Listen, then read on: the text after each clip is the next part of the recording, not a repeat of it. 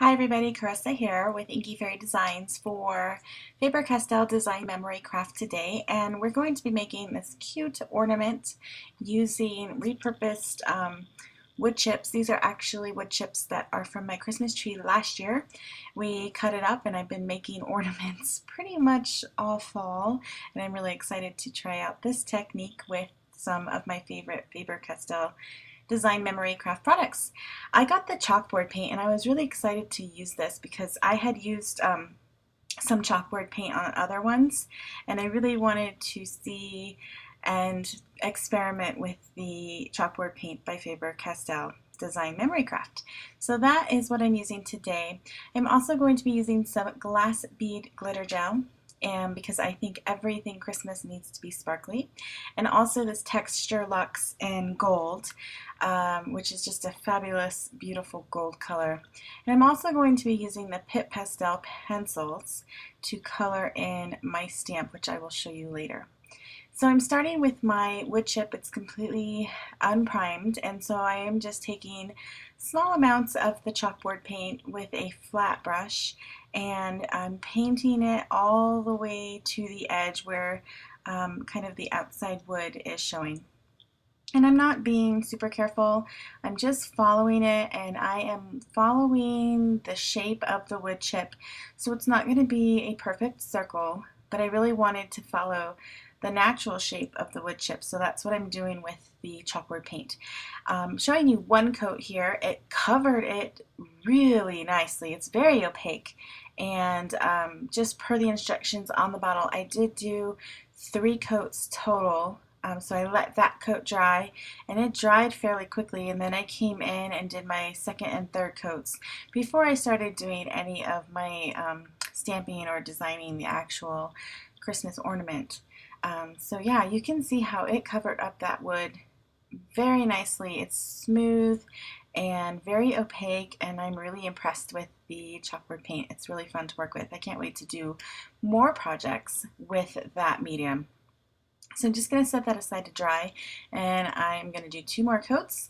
That is all dry. You can see how very matte and very opaque that is. It's exactly what I wanted, kind of going for a chalkboard look.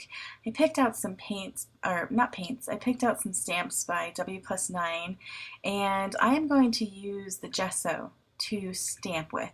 I didn't think any of my white inks would have given me enough coverage with all of the texture of the wood. So you can definitely use paint or gesso with your stamps. Just remember that you want to clean those stamps right away after you're done. You do not want to let that paint dry on your stamps. If you're like me, I don't clean my stamps when I'm stamping with regular ink, but definitely make sure that when you're stamping with paint, to protect your stamps, you definitely want to wash those off right away. I take a baby wipe to them and then get most of the paint off, and then I'll run it under some water and remove the rest. And here I'm just cleaning up. It was a little bit, I had the paint on a little bit thick, so some of my words, some of my letters were very splotchy, and so I'm just going in with like a little fine tool and moving that paint away, and it actually worked really well on the chalkboard paint, and I was able to clean it up and get that black to show through so that the letters were very clear. So now I'm going to do the same exact thing. I'm going to stamp with the gesso with these ornaments, and these are actually what I'm going to go in and add some color to my ornament. And these are just some Christmas lights, and just kind of, I didn't use a block with these, just kind of use my fingers. Got a little bit of a double stamp here on that last set of ornaments, but again, I was able to just clean it up really easily with this little fine tip tool, and we're good to go.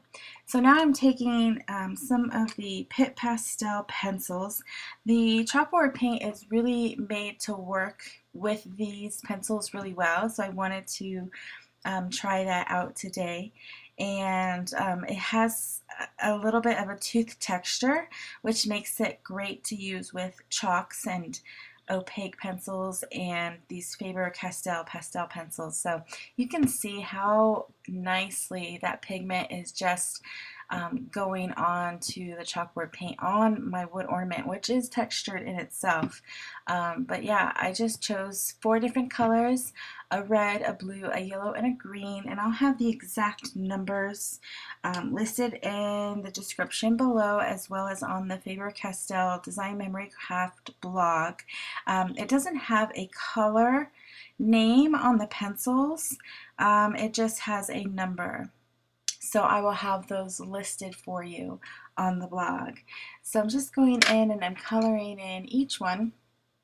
I'm doing sort of a crosshatch. So I will go in one direction, down, up and down, up and down, and then I'll turn it, and so I get the sideways direction. So that just fills it in a little bit better, I noticed for myself, to do the cross-hatching with each color on the ornaments. So just one last ornament color. I'm going to do red again on the end. So we have the 4 colors, and yeah, that's about it. Lots of coloring. I love I just like how vibrant they are, and it kind of does give you that like chalkboard effect. So I wanted to bring some sparkle to my ornament, so I pulled out a stencil, and I'm going to be using the glass bead glitter gel.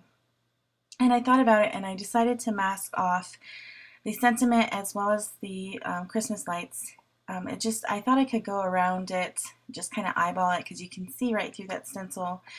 But in the end, I thought it would be better to take the time to make masks and put it over that, and that way I didn't have to be so careful. I could just put that medium all over the ornament and lift it off and remove my masks, and there you go. I have a perfect sprinkling of glittery snowflakes.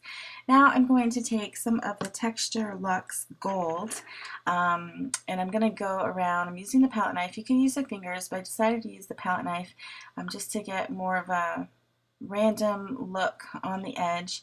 I didn't want it to be super smooth. The wood is very textured, and this kind of just adds to that look, and it frames out the front of the ornament, and I thought it would just give a nice kind of finishing touch to my ornament. So I did get out of frame, so I didn't go ahead and keep all of that in the video for you.